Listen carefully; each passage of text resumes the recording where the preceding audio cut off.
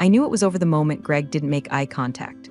That smug little MBA spawn, fresh off some LinkedIn certified ego trip, sat across from me like I was a quarterly expense report that needed trimming.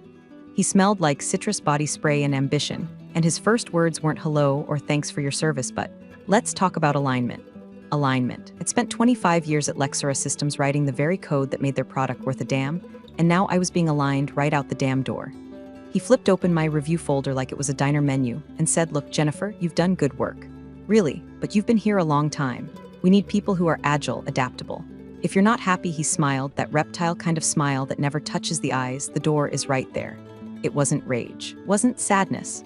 What I felt was a sort of bone-deep stillness. I looked at the team photo on my desk. 3 of those engineers I'd hired straight out of college. I remembered staying late with them through system crashes and botched updates, running on vending machine coffee and microwave popcorn. I remembered missing my sister's wedding because our load balancer failed mid-deployment. I remembered fighting for them when upper management wanted to outsource. Now this child was handing me a metaphorical participation trophy and a real termination folder. So I closed my laptop. No drama, no tears. I stood up, tucked the folder under my arm, and walked out. Past my team, past the glassy conference room full of people pretending not to notice, past the same HR woman who'd once asked me to mentor her niece. No one said a word. That kind of silence has gravity to it, drags everything down with it: respect, loyalty, history. But here's the part no one talks about. Sometimes silence is strategy. Before I go on, real quick, if you've been listening this far, maybe hit that follow button. And toss a like if you've ever been blindsided by someone who thinks synergy is a leadership skill. It seriously helps our team out, and hey, let's be real, 90% of you ghosts listening never hit subscribe. You know who you are. Anyway, I didn't go home right away. I went to the diner down the street, got myself a black coffee and a side of quiet. I sat in that red vinyl booth and just breathed. Not cried, not raged, just breathed. I didn't need to scream into the void, I was the void now. Lexora had been my whole life. I joined when we were still operating out of a second-story office above a pawn shop. I'd watched us grow from a clunky prototype to a $550 million juggernaut. And all of it, the infrastructure, the architecture, the goddamn core logic, had my fingerprints in the foundation. I didn't document everything, not in the way a fresh-faced dev might. No, I lived that code. It wasn't in a manual, it was in my bloodstream. I paid the bill in cash, walked 2 blocks in the wrong direction just to clear my head. Then I caught a taxi. Not an Uber, not a rideshare. A damn yellow cab like I used to take back in the early days when Lexora couldn't afford coffee that didn't come in foil packets. Home smelled like lavender and old books. I set the folder on my dining table, poured myself 2 fingers of bourbon, and opened a drawer I hadn't touched in years. Buried beneath tax returns and expired coupons was a slim brown envelope. No label, just the weight of insurance policies and foresight. Inside it was the original provisional patent application. My name at the top, not Lexora's, mine. Filed in 2007 during one of the company's many chaotic reshuffles when legal was more focused on keeping us solvent than minding the IP register.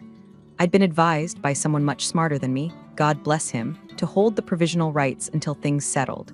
And they never settled. Lexora had been licensing my core framework the entire time. Lawyers had drafted agreements. Temporary ones, with expiration clauses, with one very specific condition buried in the legalese like a landmine. In the event of involuntary termination without cause, reversion of rights shall trigger automatically within 24 hours. Signed, stamped, filed, and nobody ever followed up, because nobody thought I would ever leave. Guess what, Greg? You just pulled the pin. The taxi driver didn't say a word when I got in, thank God. Just nodded and tapped the meter, the soft glow of it lighting up the tired lines in my face. I stared out the window while downtown rolled past like some overpriced snow globe, glass buildings full of men like Greg who'd never built a damn thing in their lives but still talked about innovation like it was a text perfume they could spray on themselves before meetings. My phone buzzed for the 8th time. Another Slack message. I didn't look. Coworkers trying to play Switzerland. So sorry to hear, Jennifer. Please stay in touch.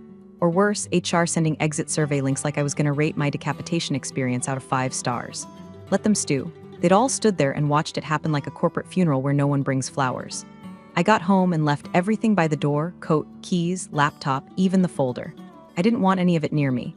My cat, Figs, blinked at me from the couch like she knew something cosmic had shifted. I poured myself another bourbon and didn't sit. Not yet. I stood in the hallway for a good 5 minutes, staring at the closet I hadn't opened in over a decade. Top shelf.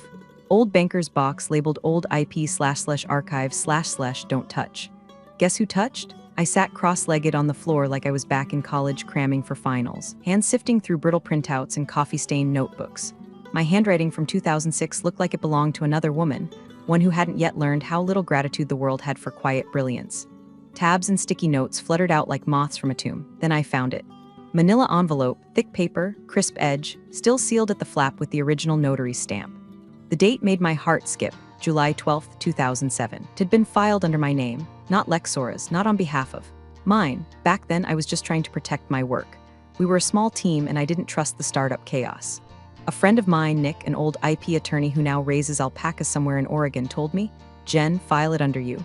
You can always assign it later once the company's stable." They never got stable, they just got greedy. Formal assignment of rights had always been in process, but nobody had followed up, because no one really thought it mattered. Because I was never going anywhere, right? I was the wallpaper, the loyal dog, the duct tape holding Lexora together while every exec above me played musical chairs. Until one of them, Greg with the perfect teeth and garbage instincts, finally pulled the plug. I stood up, documents in hand, and walked to my desk like it was sacred ground. Opened the safe I hadn't touched in years, had to try 3 codes before I remembered the damn thing, and tucked the envelope inside. It wasn't vengeance.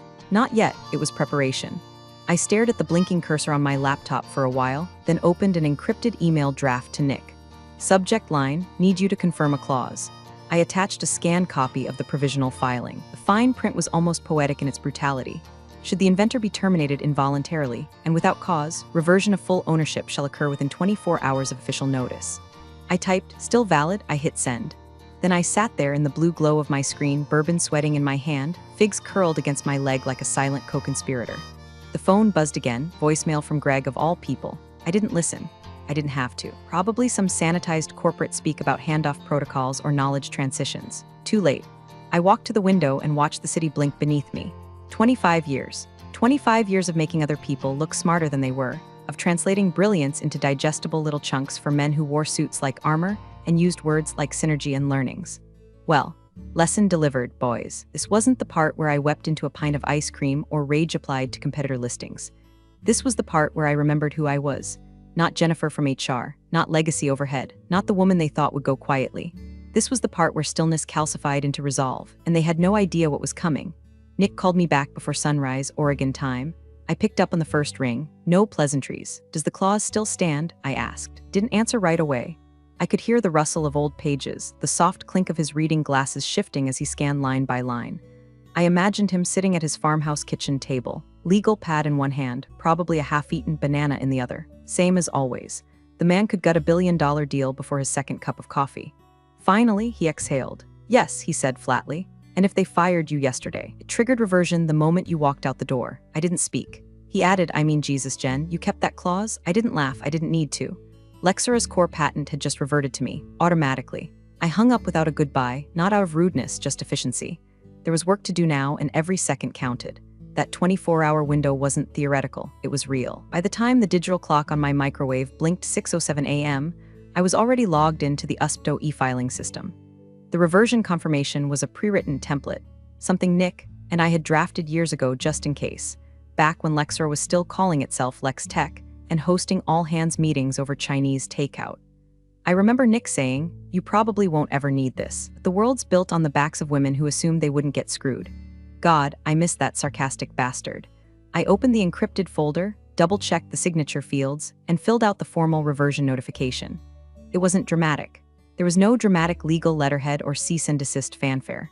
Just a quiet little checkbox next to involuntary termination without cause, followed by a digital timestamp, a few upload fields, and a verification click. Submit, and that was it. With that single click, ownership of Lexora's crown jewel, the algorithm that powered their flagship, their licensing deals, their entire investor pitch deck, slid back into my hands. I didn't dance, didn't scream. I just leaned back in my chair, cradled my coffee, and let the silence wash over me like a second skin. The cat jumped onto the table and meowed, unimpressed by my newly required multimillion-dollar intellectual property. Figures. I checked the USPTO system. The update wouldn't be instant, it usually took a few hours to propagate publicly. But once it did, anyone doing a lookup on that patent ID would see a different owner. Not Lexora Systems, LLC, Jennifer L. Hartwell. There's a special kind of quiet that comes after you flip the power switch on a nuclear warhead and realize you're the only one who knows it's armed. That was me, standing in my kitchen, barefoot, watching the sun rise, holding a reversion clause like a loaded gun no one remembered I had. Across town, Lexora's shiny new leadership team was probably sipping espresso, prepping for their 10 a.m. strategy huddle where they'd throw around words like scalability and synergistic integration. Meanwhile, the legal scaffolding holding up their empire had just vanished into thin air. I wasn't going to call them. I wasn't going to warn them. That was the old me, loyal, predictable, forgiving. The one who gave them decades of service and assumed they'd do right by me in return. That version of Jennifer was done. By 7:03 a.m., my inbox pinged, confirmation receipt from the USPTO. It was official. My patent, was back where it belonged. And unless Lexora had filed a completely new system architecture in the last 24 hours, which they hadn't, every line of code in their next-gen product was now trespassing on my legal property. I opened my laptop again and began drafting something far more interesting than a resume.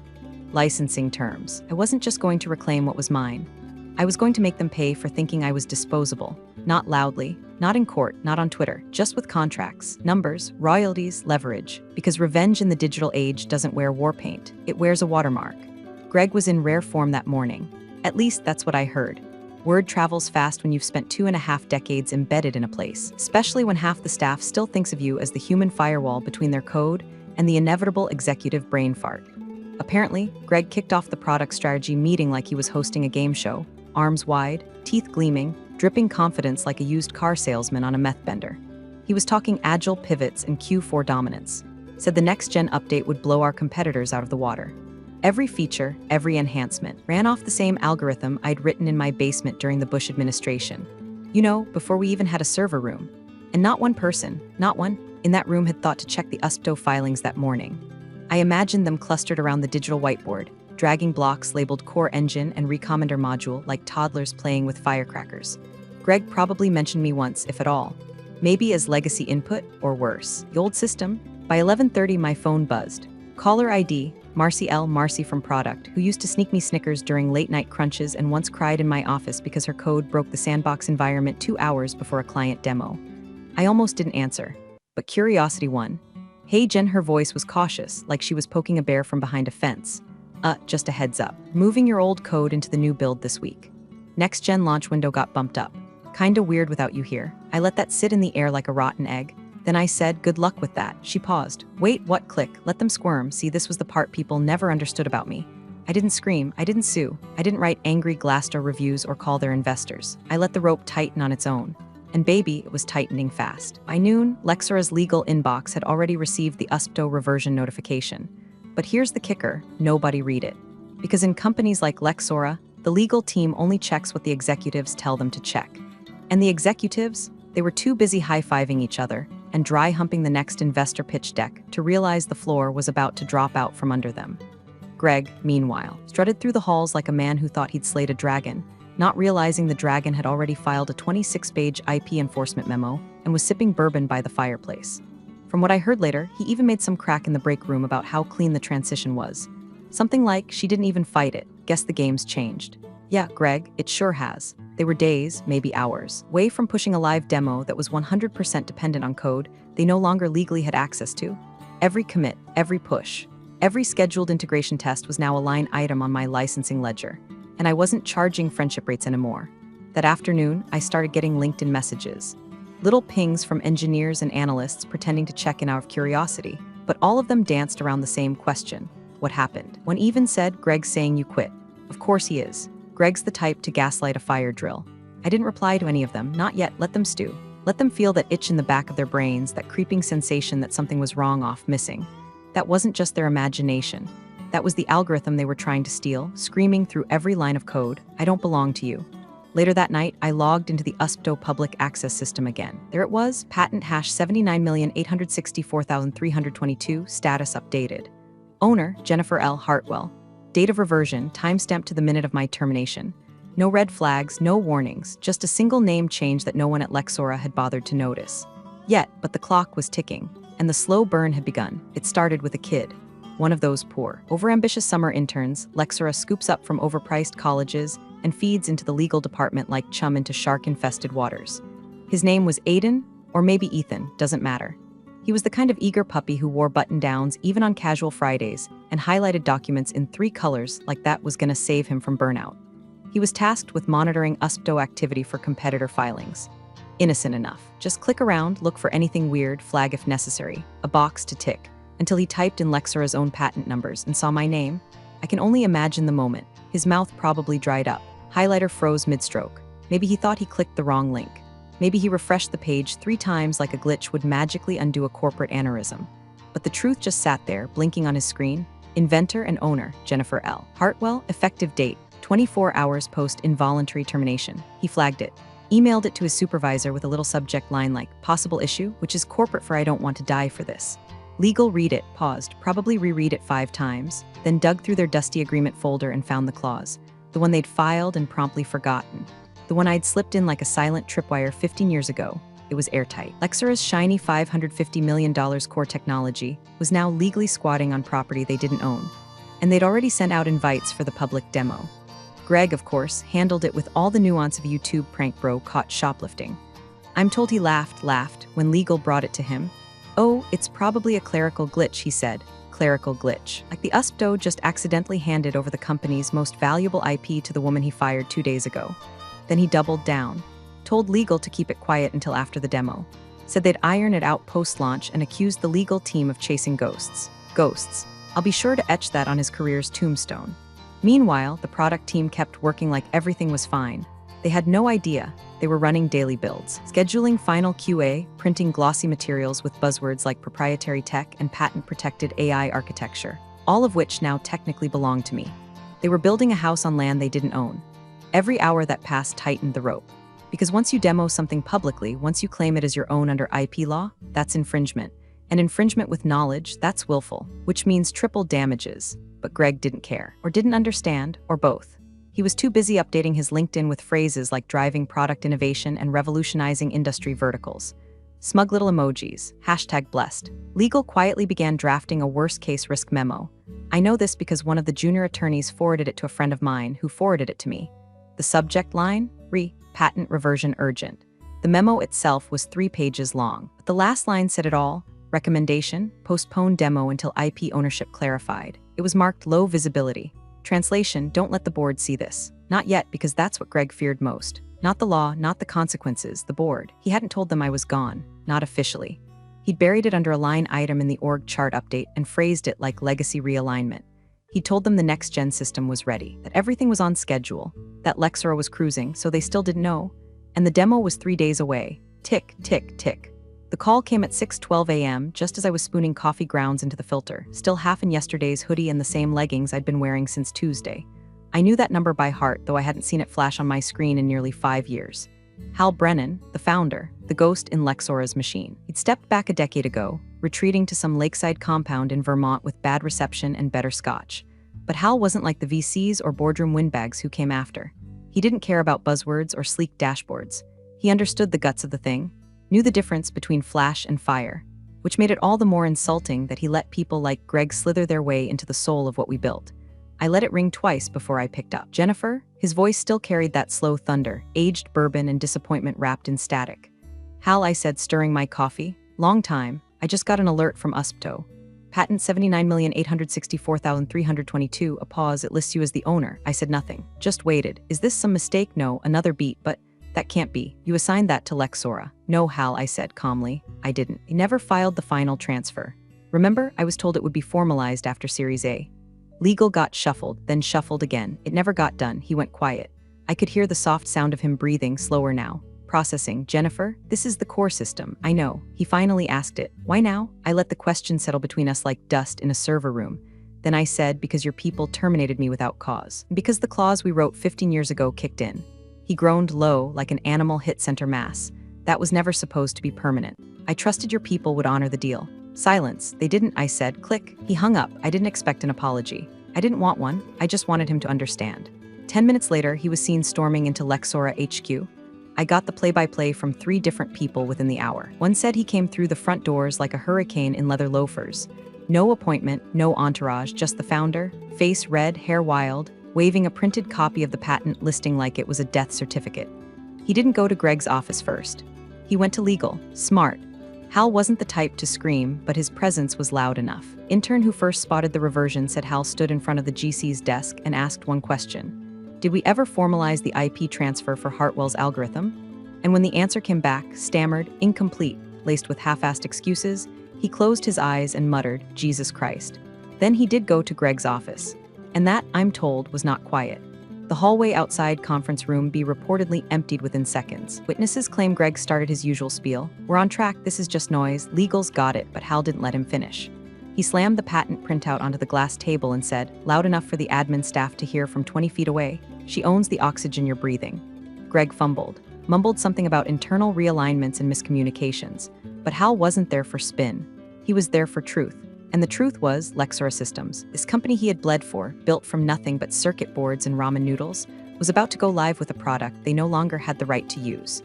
A product based on my code, on my idea. And the woman behind that idea was no longer in the building, was no longer on the payroll, was no longer interested in playing nice. Later that evening, I sat on my porch, bourbon in hand, watching the sun bleed into the horizon like an old wound. My phone stayed quiet. Not because they weren't trying. Greg had called 3 times, legal twice. Even Marcy had sent a DM with just a sad face emoji and a "Hey, you okay?" But I didn't answer. Let them sweat. Let Hal decide how much of his company he was willing to lose before he acknowledged the one truth no one in that building wanted to say out loud. They didn't fire an employee. They evicted the architect. And now the foundation was gone. Demo day landed like a meteor. Lexora's downtown auditorium had been scrubbed spotless for the occasion. Brushed concrete, sterile spotlights, a 30-foot LED wall flashing the words "Next is now." Rows of plush seats were filled with venture partners, existing clients, government liaisons, every last person whose signature or checkbook mattered. Greg stood backstage in a navy suit 2 sizes too confident. He was smiling, joking with the CTO, doing that thing men like him do where they believe charisma can outpace competence. And for a minute, it looked like it might. The intro video played, glossy stock footage of robotic arms, skyscrapers, diverse workers smiling into touchscreens. The audience applauded politely.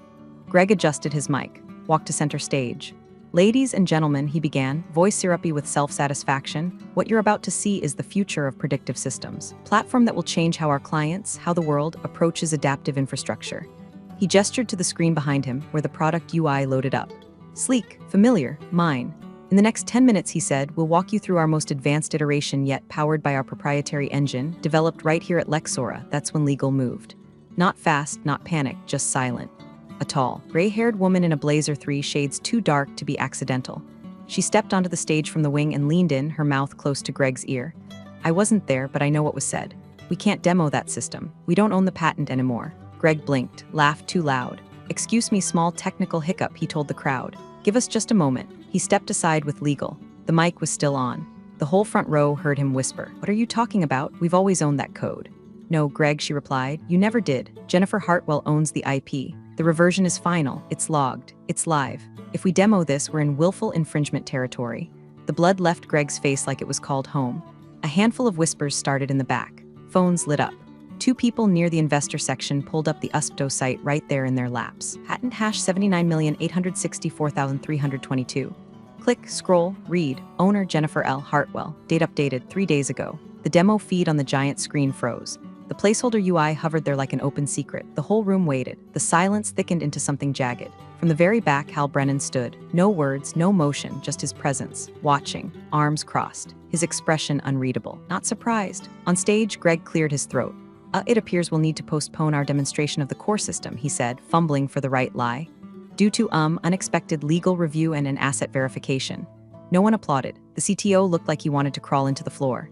Legal stood at a perfect, neutral attention beside Greg, arms folded, unblinking, unbothered. Then it happened.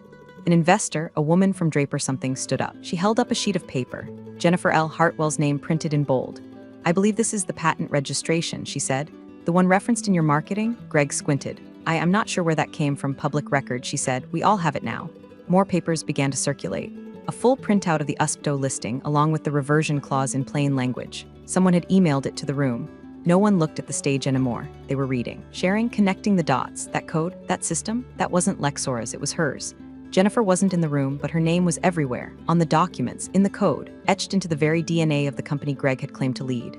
One exec whispered to another, "Did you know she was gone?" "No," the reply came. "Wasn't even on the last staffing report." By the time Greg tried to salvage it, rambling about roadmap transparency and new partnerships, Hal had already left the back row. Quietly, deliberately, the demo was dead. The silence louder than any failure they'd planned for, and no one noticed the absence of applause. They noticed mine. The emergency board meeting was called under the euphemism of strategic review. That's how you know it's bad. No donuts, no agenda slides, just suits and panic in recycled air. The room was smaller than you'd expect for a billion-dollar company.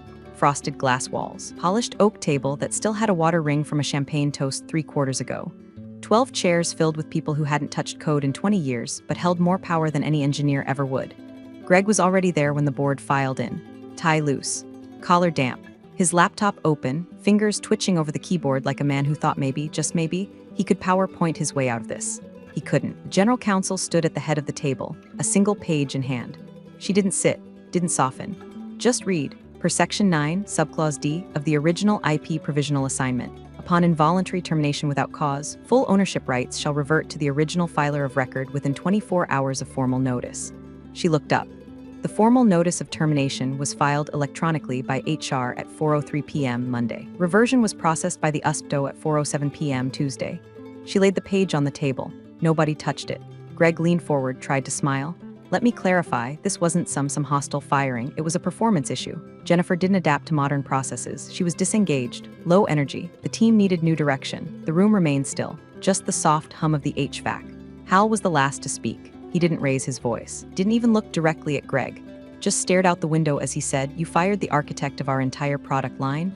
Without a legal transfer in place, it wasn't a question. Greg opened his mouth to respond, but nothing came out. He was sweating now, not the nervous kind. The kind that comes from realizing the ground under you isn't ground at all. It's quicksand.